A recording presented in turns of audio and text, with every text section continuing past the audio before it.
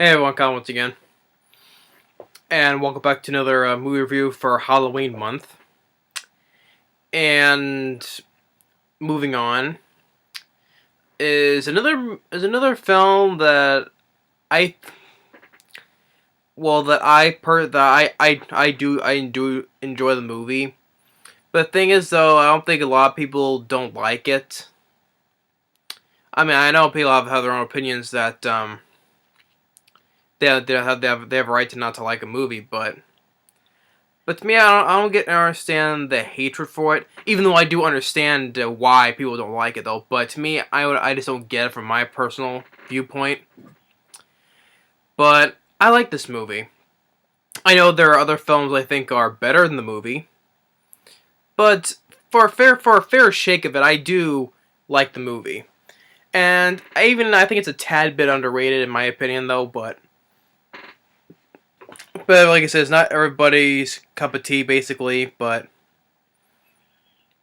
so for my movie review, is an underwater film that doesn't get talked much about nowadays. But I'm sure there's probably like a handful of people, but like most of the people don't like the movie. But and this one I'm reviewing too is the 1989 film DeepStar Six.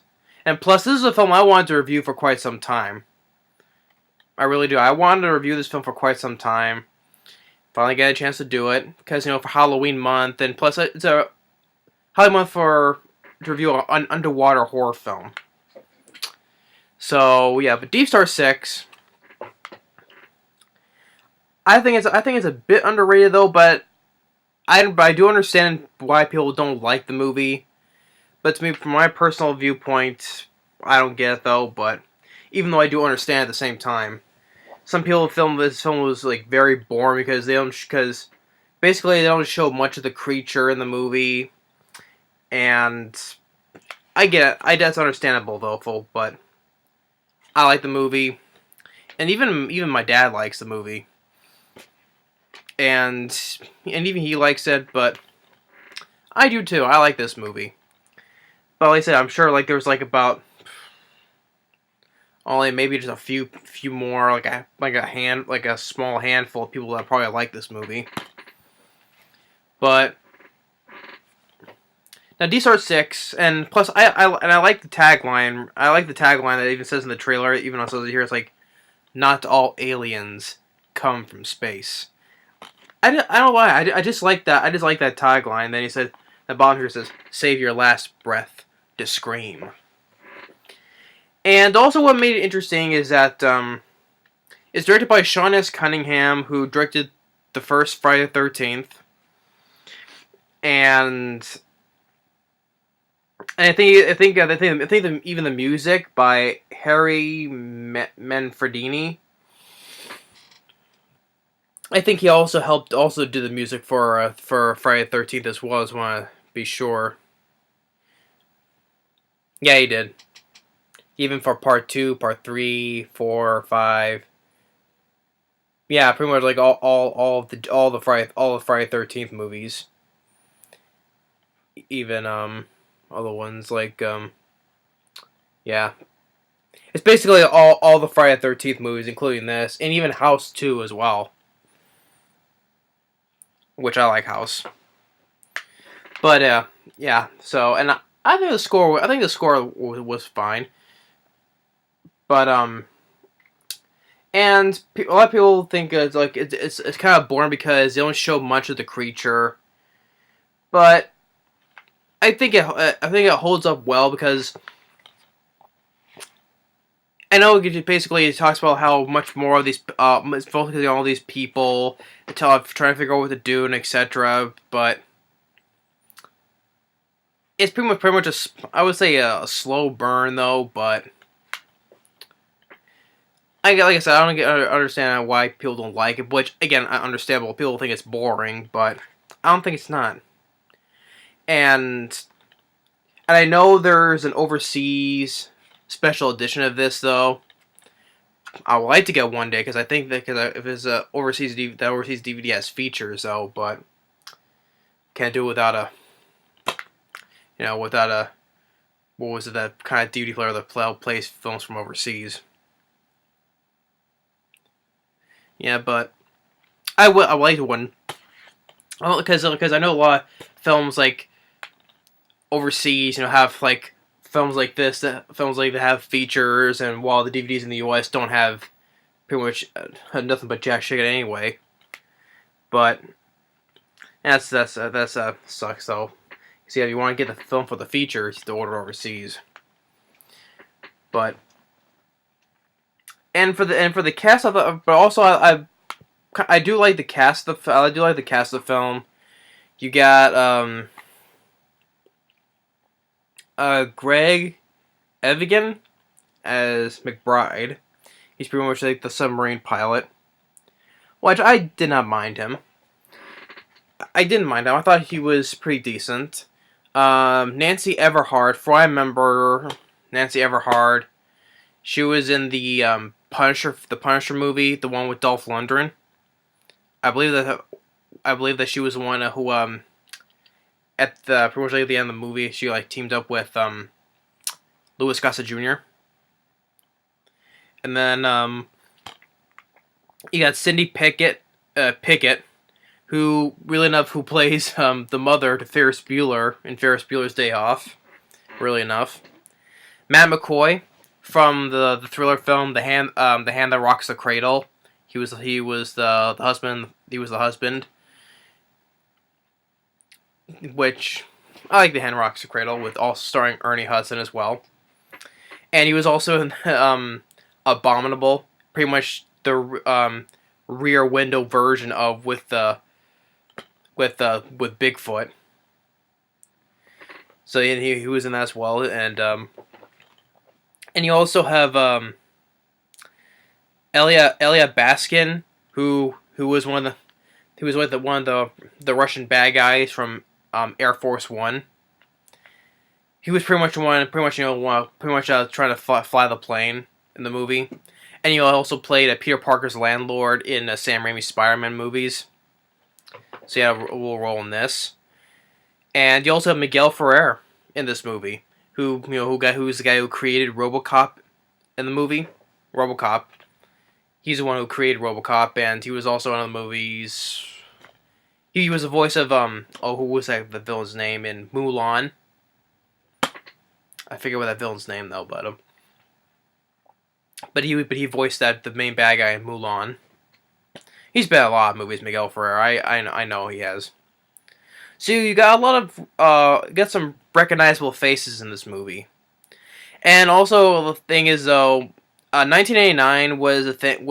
They did the thing back in 1989 with all these underwater horror films, like with this film. Then you had Leviathan with Peter Weller, also starring Ernie Hudson. You got Daniel Stern, Hector Alonso, and Daniel Stern.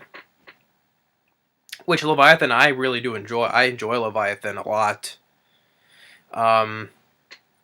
Especially I love Peter Weller. Speaking of RoboCop, and of course also the main film that everyone probably wanted to see for the underwater films was mainly The Abyss, the one that directed by James Cameron, starring Ed Harris and Michael Biehn. Now, I also like The Abyss. I also like The Abyss as well. What people thought it was, because you got these string of like these horror underwater movies. People thought The Abyss was going to be like the same thing, but that wasn't really the case. It was more like a drama, / science fiction.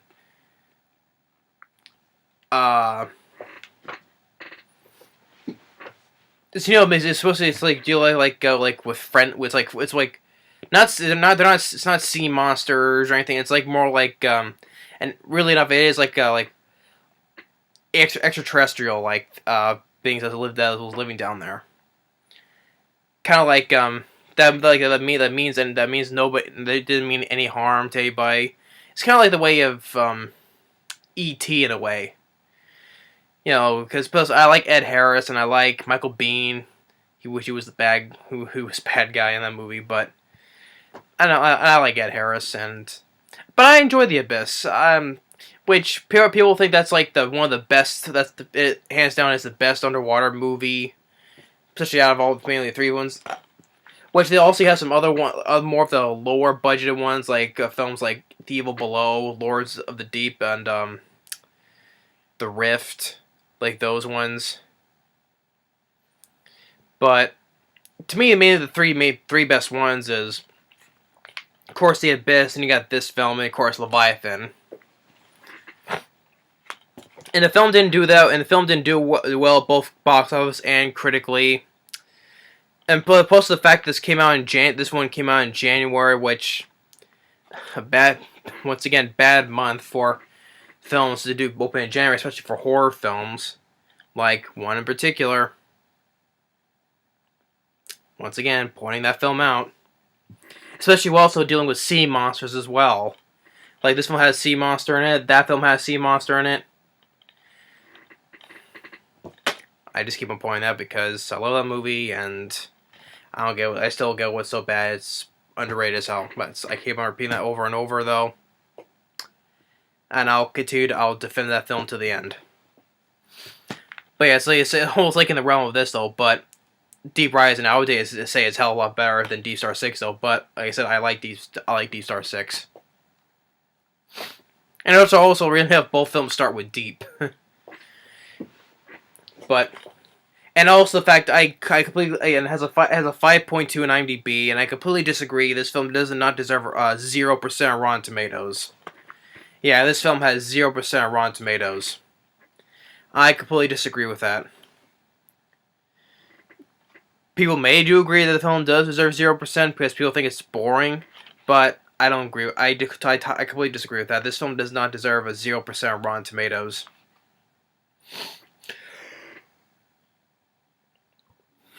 I just don't get it. So,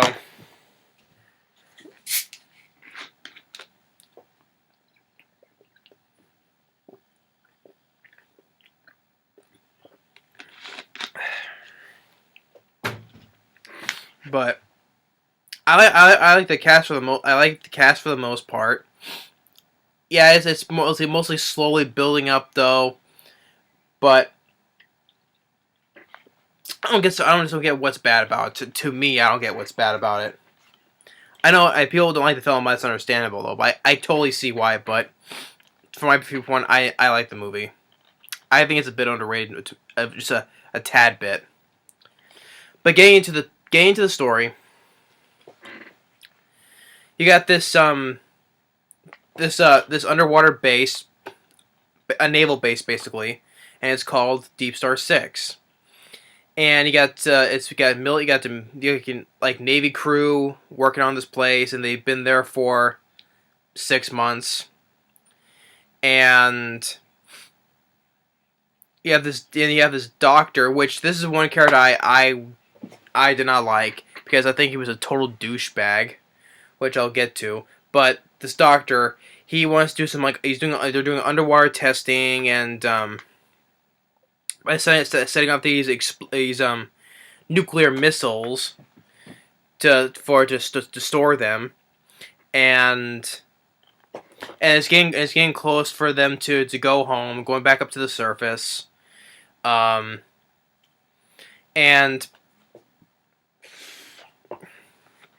but the place gets stopped because where the missiles are being put at, there's a cavern underneath, and this is the point where I just don't the doctor who I did not like and who was a complete douchebag.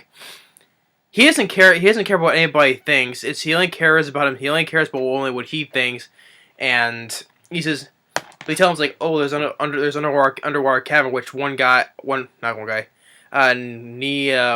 Peeples as the character Scarpelli.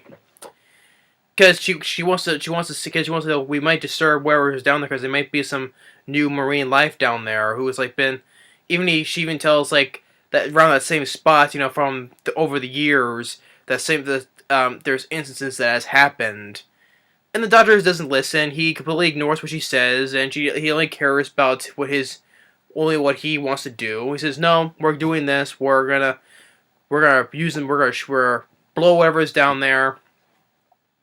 Even the other people do says some. One of the characters I forget though says the same thing, but he doesn't care. He completely ignores it. He's just being just a total douchebag. He's like, "No, we're doing this right now. I don't care what." It's basically saying, "I don't care what you think. It's my decision. You have no opinion about it." That's basically what he's saying though. And he's being such a complete douchebag, and which I'm kind of glad he dies because he gets what he deserves. And he's the one who basically he started this whole thing. He keeps on pushing and pushing, and he's basically the one who set everybody up for death, basically. And so they had no choice but to follow the orders. You get these two guys that's in this one underwater vehicle. One character's name by the name of Hodges. And I thought they also most of these cast members, I thought he did a pretty good job. Like I like these two guys who have the little back and forth when they're having in the one underwater vehicle. And they set the explosives, but the floor is given away. It's crumbling underneath them, so they have to move back up the vehicle. And everyone's fine, and even it's like, is everyone fine? Is everyone okay? And says, "Yeah, we're fine." And then Hodges says, "Until I scrape out my drawers." Or was it shorts or drawers? I forget. But his line thought gave me a chuckle.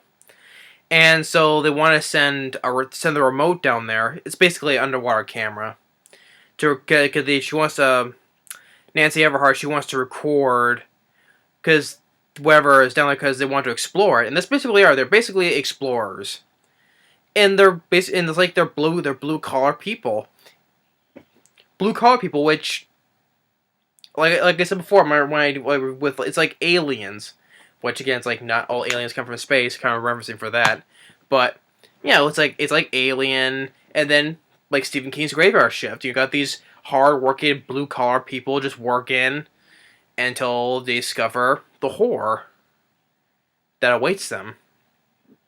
So it's nothing to deal with blue-collar people, which I like, though, which nowadays they don't do.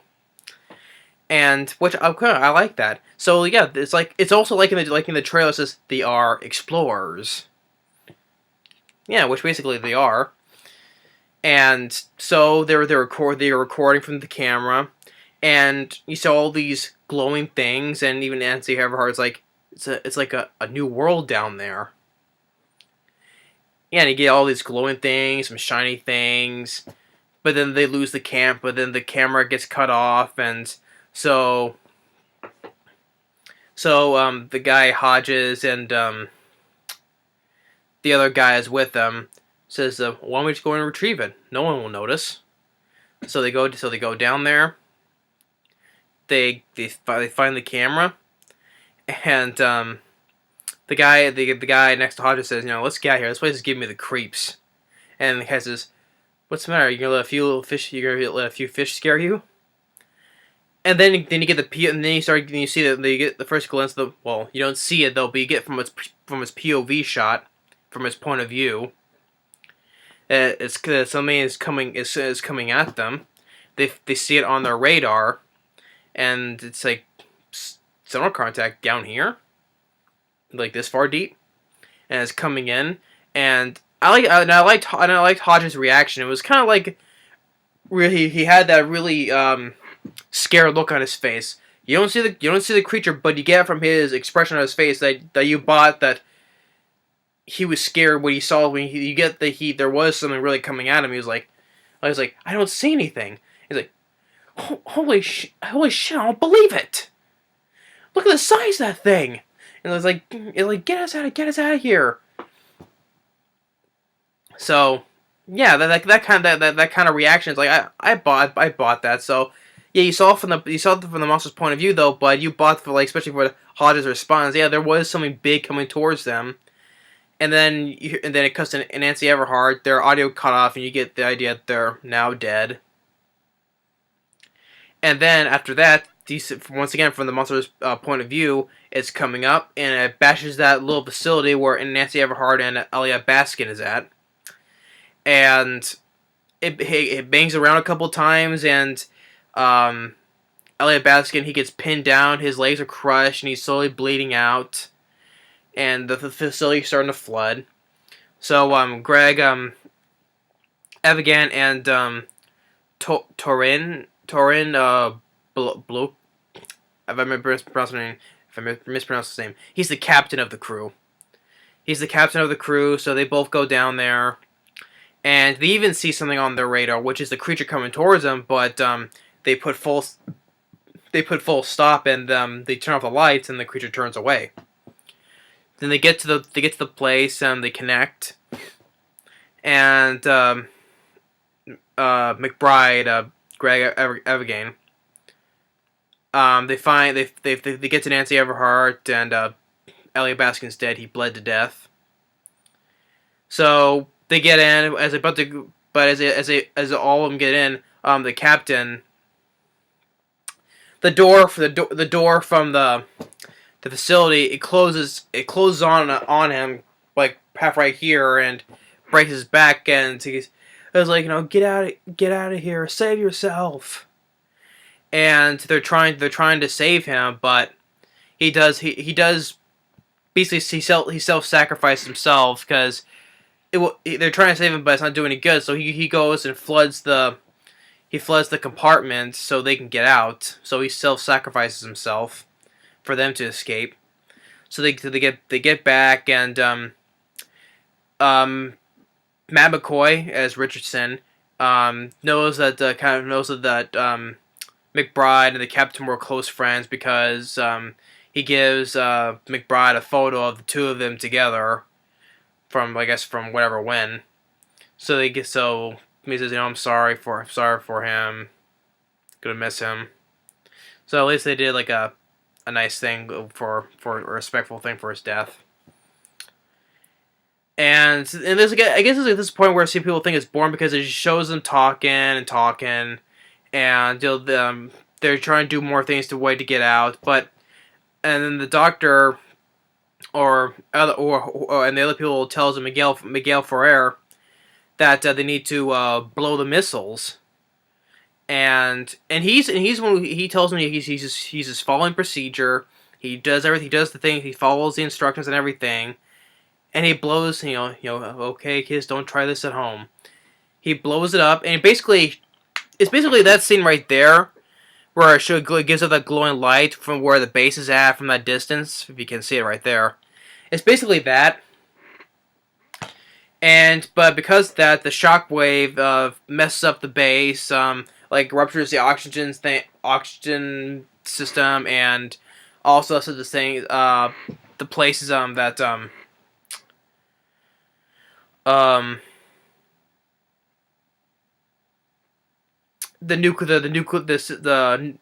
the cooling system for the nuclear reactor is going to self-destruct, and it's going to destroy the base. So, and everyone's blaming him, but I don't see how it was his fault, because he was just following procedures. He was just taking order. He was just following orders. I mean, I like Miguel Ferrer, and I kind of felt sorry for this character, because everyone's like blaming him for everything, and they nitpick everything what he does, and I kind of felt sorry for the guy, because it was not really his fault. He was just following orders. He was just following procedures, but everyone's just blaming him. I was like, man, that's just kind of sad and messed up too. Thinks everything is his fault, but it's not. He was just following orders. So now, because of that, they only have a few hours before the reactor blows up. So Matt McCoy, he gets in that suit right there, which is a good looking shot right there. He gets in that suit to fix something for the thing outside, and he gets on feelings that something's out here. And you get here on the radio, he's screaming from static. So they pull him out, and then you get the first look at the creature. It pops up, which has a mouth like this, and it bites Matt McCoy in half. And you get a really good bloody scene, a bloody death scene. Like, it bites him in half, and you see his lower half is gone, but you see that it's bloody half torso. It's just dripping and some guts hanging out as well. That's a bloody scene right there. He gets bit in half and it's right there. So yeah, the creature, yeah, it comes up like this, bites him in half, and you get a half torso gone. It's just bleeding out, and then the creature kills Nia Peeples, and up to this point, where Miguel Ferrer, he's just kind of he slowly starts losing his mind. You can see it in his face that he's scared, but all this is happening. He's slowly starting to lose his mind. And they decided to go back in there with some shotguns and this other, like, it's a spear that you stick it in and it blows up like a balloon, then explodes. And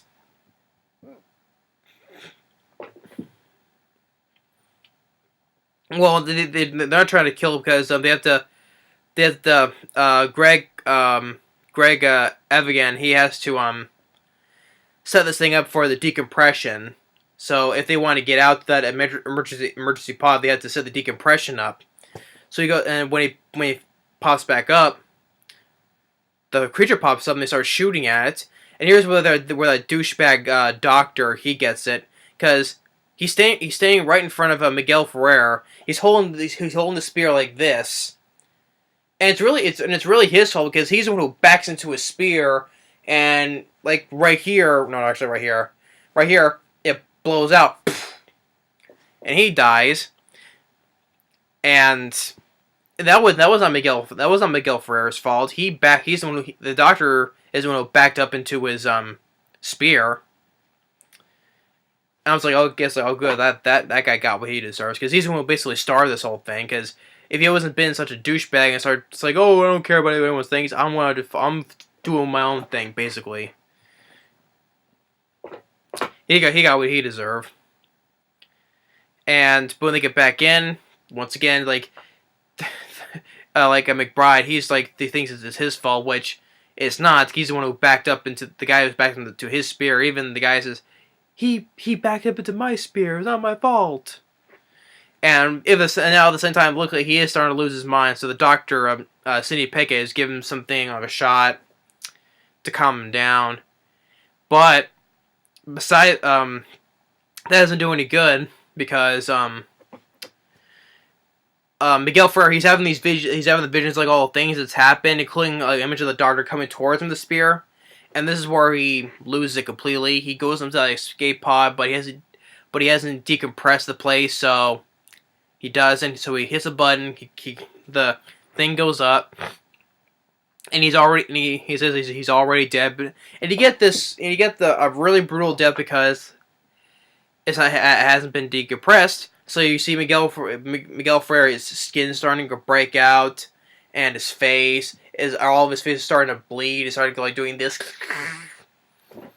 and then then you don't see his head really explode though, but it cuts to the wall that's their blood splatters. So you get the idea that he did explode of the decompression. That was like a brutal death. That was like a brutal death. You see his head start crushing in, or caving in, I would say, and bleeding out. So after that, then now they're thinking that they're just sitting here waiting what to do, but I forget the Greg Everhard, he has to go out and he has to fix another part, and then the room starts flooding again, and the creature comes in, and Cindy Pickett, she also self-sacrificed herself. She gets the defibrillators and tries to electrocute the monster. But she gets electrocuted as well, so enough for Nancy Everhard and Greg Evigan to escape into another submarine. And also I forgot to mention this because after the incident where Nancy Everhard was trapped on the other facility when they got out, and the doctor was checking her out. It also revealed that she's pregnant as well, and and after this and after they escape, and then he said with McBride, she tells either it was her or McBride tells her, "Will you marry me?" Because they were kind of together, but they're asking him if they ever want to get married. But now that she's pregnant, she says, "Will you marry me?" And he says yes. Now we get to I would say the main complaint of the movie is the ending, because okay, when they get up the surface, now I could tell straight off the bat that the background is definitely fake. I can clearly tell that that back row, like the clouds and the back of the sky, the background is obviously a fake stage. And even though you do see a couple of wide shots of them, they're actually in the ocean. But when it's close up with them, you can tell that the back wall is fake. Background, I would say, is fake. So that's why I could. And I think also I saw that. I think it was well, actually no. I was thinking of another thing that had a fake background, but I guess not. I think that's like the only thing I've seen that has like a fake background. Like it's like completely like a fake clouds and sky and everything like that. Must have been thinking of something else. But then the creature pops up again. It's not dead, and it begins attacking Greg Evigan. Sticks his hand inside, but Greg Evigan, he starts leaking the gasoline, and it shoots a flare gun. It explodes. The creature blows up. Nancy Everhard thinks he's dead, but he's not. He pops into the raft, and just ends with them just floating, whatever, into the ocean. I guess waiting to be rescued, I guess. And also just because after when they get escaped in that submarine, it's when the whole place blows up underwater. So, now, like I said, I think that's anything that was kind of rushed, I would say, because the creature pops back up, but then it's enough for them to kill for a minute. I thought the end. I think that's my only complaint is. I think that's my only complaint is at the ending. It was kind of a pretty much like an anticlimactic ending though, because I thought it was like they had to kill the creature right away, but I guess they just didn't want to drag it out. It's like the monster had a chance to be executed already, but well, let's just go straight up and kill it because we don't want to drag it out for too long for them trying to kill this monster. If that's the case, but to me, that's like even with the fake background, I can clearly see. But the look of the creature, I know you can't tell much from the background of this though, but it's practical, which I do appreciate, and I would still take it over crappy CG today, especially with CGC monsters for the Sci-Fi Channel. It's practical, so I would think it's a well done practical effect. Yeah, even though people complain, you didn't see much of the creature till the second half of the movie. That's why people thought the movie was boring because they barely saw no creature in it. I understand though, but to me, I think it's worth the wait to me.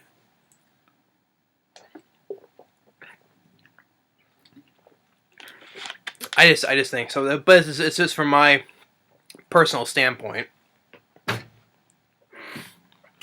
But and also looking at the creatures, has the creature. So the creature has the mouth opens like this. It has a two long armed claw. I'm trying to give a description of what this thing looks like because people probably say it's like too many quick shots. You can't tell what the thing looks like. And it has these two eyes that kind of if the creature's mouth is like this facing forward, and he has two eyes that are kind of right here, And I look from looking at the pupils, it looks like it's not like normal. It's not like people's pupils, so but it kind of looks like a horseshoe shape pupil. I don't know how it kind of looks like it has like that. If you like turn it like this way, because by this point where Sidney Pinkett is on top of his back trying to electrocute the thing, and the eyes are like this. You can tell it's like it has like a U-shaped kind of pupil like going like up to like that, right, curving up like that, like kind of like a. I don't know how to describe it. It's just the eyes, how the way it looks, and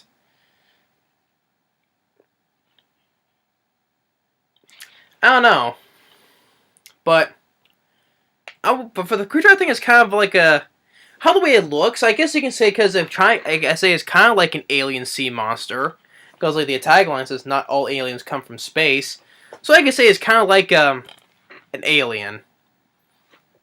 I guess the kind of like a sea monster version of an alien as they were trying to go for.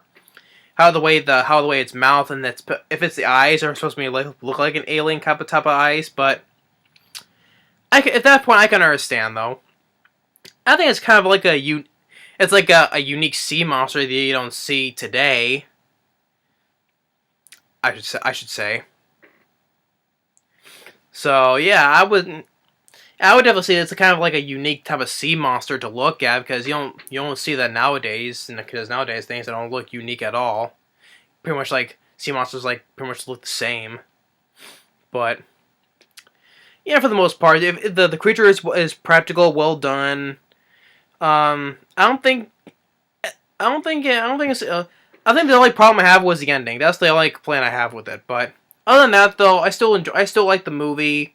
I like most of the characters except for the douchebag doctor. I like Nancy Everhard. I like Greg Evigan. I like Matt McCoy.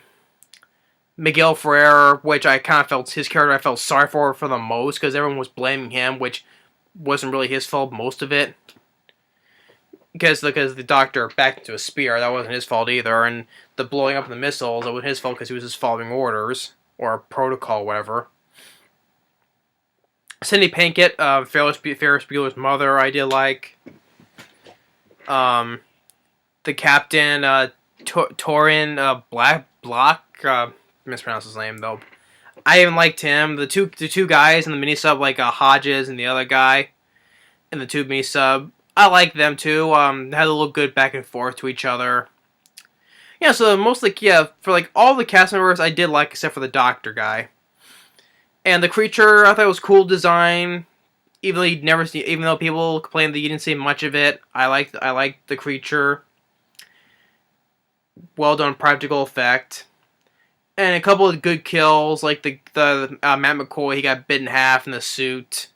And especially Miguel Ferrer's, his bloody death of being decompressed.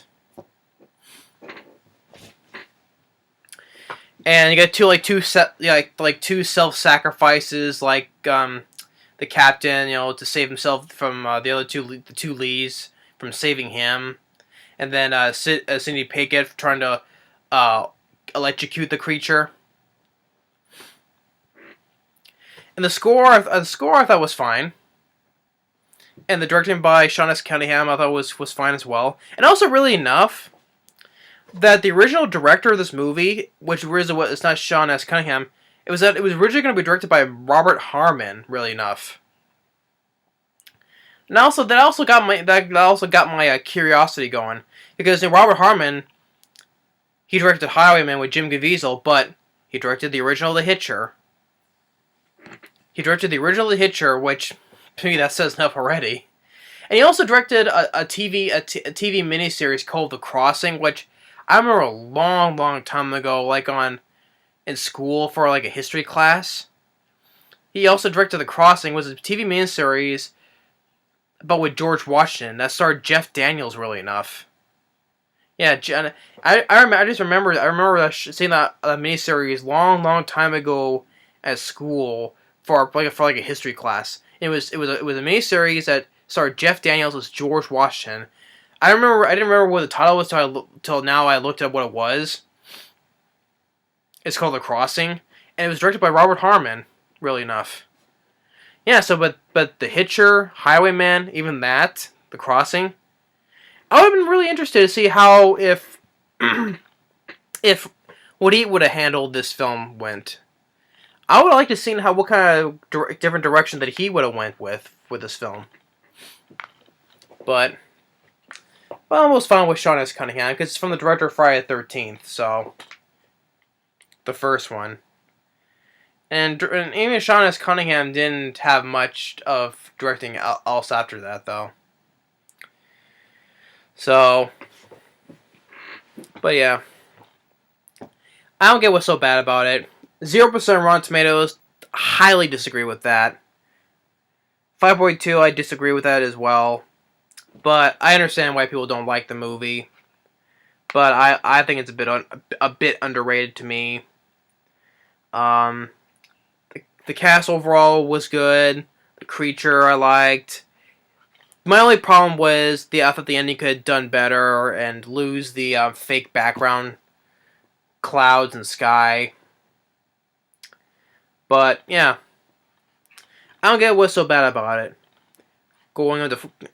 I'm going to 40 minutes now but this film deserves to be worth reviewing because I wanted to review this film for some time, and I think there's no, I'm not. I don't think. I'm sure there's like a handful of people that like the movie, but I understand why most people don't like it. Even like I said, even my dad, he likes the movie as well. But I would definitely, for the other films that came out this year for the underwater movies, I definitely like The Abyss, and I definitely like Leviathan a lot better than this though. Deep Rising, I would even say, is better than this, or even another deep movie. Really enough, Deep Blue Sea. Yeah, I have three films right here that starts with Deep. Deep Blue Sea, DeepStar Six, Deep Rising. Even though Deep Blue Sea was much more successful box office wise than these two films. But I like this movie.